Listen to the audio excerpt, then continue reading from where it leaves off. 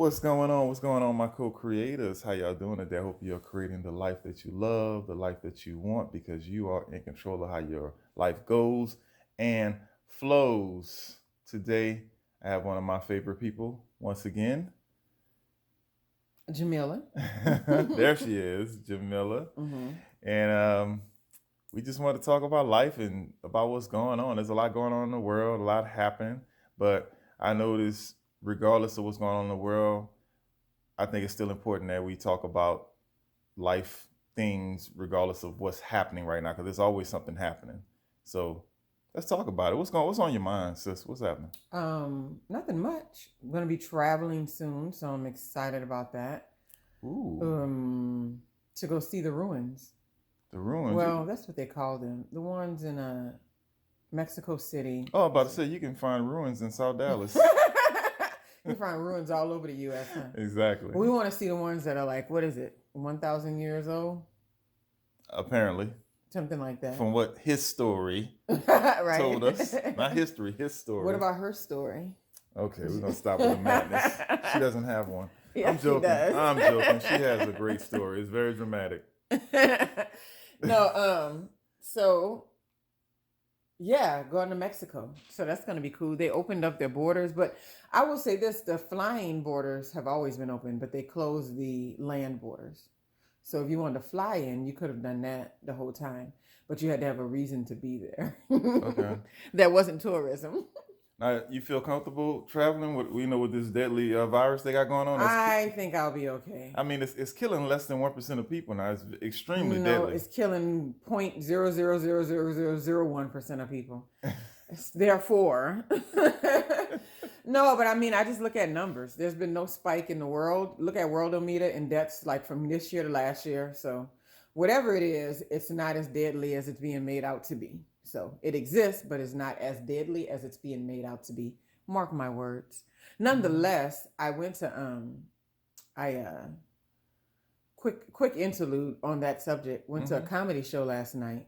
Okay. And one of the comedians said that he lost his grandmother to COVID. She was 85. I was like, oh, did you lose her to old age? Yeah. That's a very sensitive subject. I talk about this stuff all the time, and when people bring up loved ones that they lost, I'm like, okay, this conversation is over. I'm not gonna sit here and try to have. Yeah, I know, but it was so funny because I heard the whisper. I wasn't the only one that thought that. Like people around us, like sound like old age to people behind us, right. And I was like, yeah. So I think that it might be a little bit blown out of proportion, but nonetheless, it definitely has ramifications. So you got to live in a new normal, is what we call it, right? So we going down there and look at the ruins. I want to say the Mayan and the Aztec, but I don't know which one. I just know it's either one. Right. In Mexico City. And they said they never really shut down Mexico City. So they said they shut down the schools, but the subway has been open all in the metropolitan area. And I didn't know there were Subway sandwiches in Mexico. Subway, man, they've been having a Subway since 1959. I looked it up. I was talking about the sandwich place. I know, right? But I'm saying, isn't it funny how you get all these misconstrued ideas about what another country is like, and they have separate states and all that. And where Mexico City is, yeah, they got a subway system. Who knew? So nonetheless, I mean, somebody did, but I didn't. That's funny. They said the museums are open, the restaurants. They said the street vendors stayed open because they don't have an economy like ours where the government just, hands them over money because people can't go to work. It's like most of those people are hustlers, entrepreneurs. They didn't have the luxury of, let's just sit this one out. We can do that in this country. We don't get that. Shoot, we're so busy looking at what we think doesn't work or what we should be angry about or what we think we don't like. We rarely see the blessings of living in a country like this one. So nonetheless, after that, we're flying to Cancun. Oh, cool. And see the ruins there. Oh, wow. Mm-hmm. That's awesome.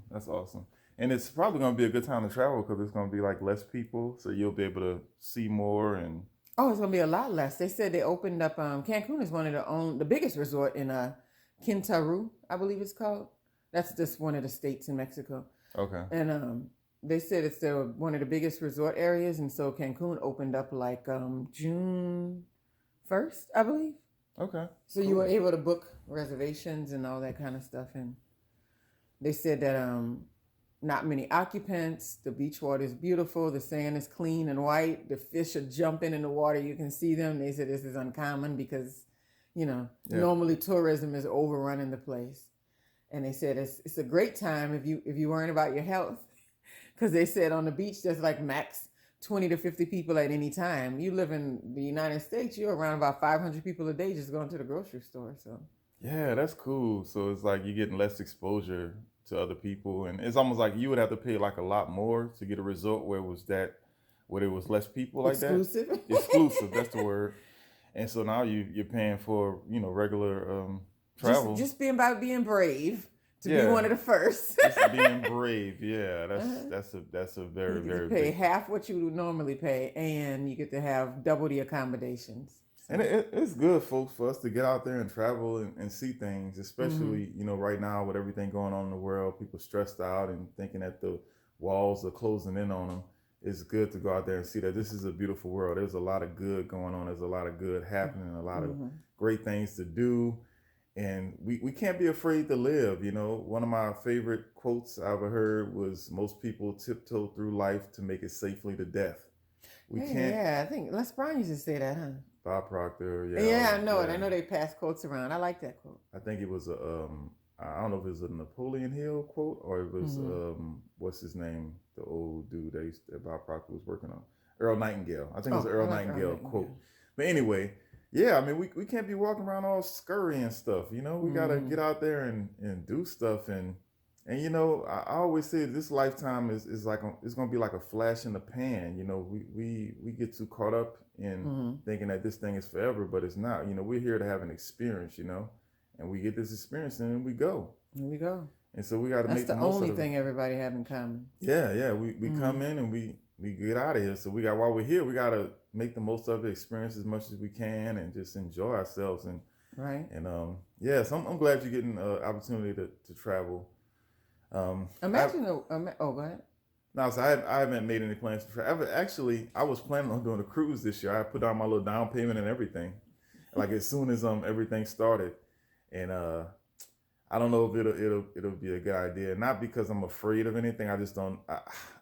I'm kind of rebellious when it comes to rules and taking precautions that I don't see walking around with masks on the deck. And that's not happening. I'm not letting anybody invade my body, putting thermometers up to my head. That's my private temperature. Ain't nobody damn business. Did it at the comedy show. They didn't tell you that was gonna happen, but once you're there, you bought the ticket. Right. You know what I'm saying? I don't like nobody invading my space. So I'm like, nah, you need to. So I don't know if that would be good for me because I'll be on the news somewhere. Mm-hmm.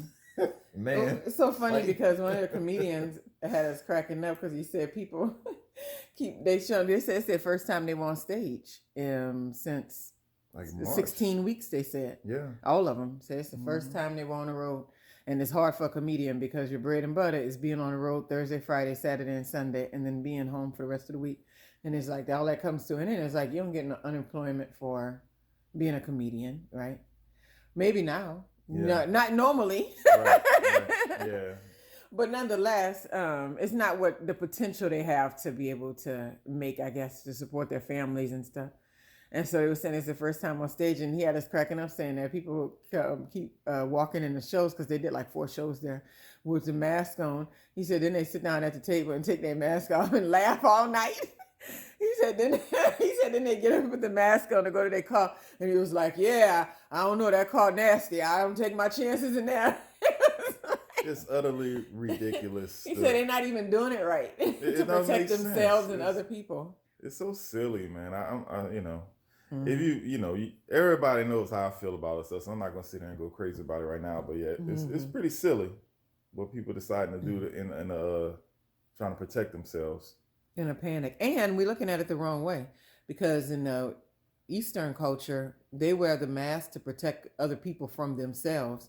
We're so self-centered in that concept that we're wearing a mask thinking we're protecting ourselves from other people when the virus, if it is as contagious and is as, has been said, it enters through your eyes and it enters through the pores on your skin.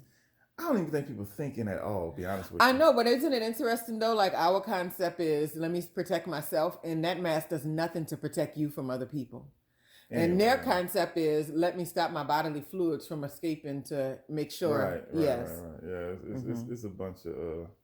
No, I don't think that anybody's thinking. They're just reacting. So. Just doing what everybody else do. Yeah. That sucks. Don't do that, folks. Don't do what everybody else do. Unless they're running unless somebody say they shooting over there. And you go running, you don't want to go in the opposite direction where they say shooting. Right. Yeah, I'll duck and cover. I'll duck and cover for a second. But I ain't going to be running around. But make sure you hit a gunshots first. Don't let people just tell you. Mm-hmm. Anyway, folks. They're shooting over there. I don't know. I grew up in New Orleans. We used to hear that at things. Parties, the parades, and the 4th of July, whatever it was. Around the corner from my house, we did gunshots all the time. They're shooting over there. Yeah. It was normal to hear gunshots throughout the day. It was so weird. Anyway, that conversation went left. Travel, right. Folks. Travel. Or did it go right? If you can't, exactly. If you can't get out of the country, just go and travel. Go to a little park or something. Take a little ride across the border somewhere. The wildlife parks are open again, so you can go camping, glamping, because that's how nice the cabins are. There you go. It's very inexpensive. Go out there. It's good for your peace of mind. Go out there and go somewhere where you can scream to the top of your lungs and nobody can hear you. So you might think you better do that in your car. You know what I'm saying? I want to move somewhere where I'm going to give me a piece of land somewhere where I can go outside and scream to the top of my lungs and nobody can hear me. That's benefits to that, and then there's negative parts to that. Uh-huh. But I definitely am tired of being around people all the time. So get out there, go see something different, folks. All right, my co-creators, I want y'all to get out in the air today, get your sweat on, get some cardio in there. Just do 30 minutes. That's all you need to make yourself feel good and get all that junk out of your body. Meditate 10 minutes. Connect with your higher self, with higher source, whatever you want to call it. Just take that moment out to know that you're more than just this physical thing. You can do a chant. I love chanting. Yeah, chant about something. Turn off the news, turn off that dirty, grimy news. It's just filling your head with yuck. We would say get off social media, but I guess we want you to hear this recording. Well, take breaks from all that stuff. And leave your cell phone at home sometime. Just leave it at home sometime. Just disconnect from technology. Isn't it amazing how we grew up never having any devices with us to contact people? Now it almost feels unsafe. But it's not, though. Isn't that weird, though? It's very strange. Yeah. We adapt very easily. Anyway, I love y'all, and we will talk to you later. Good day.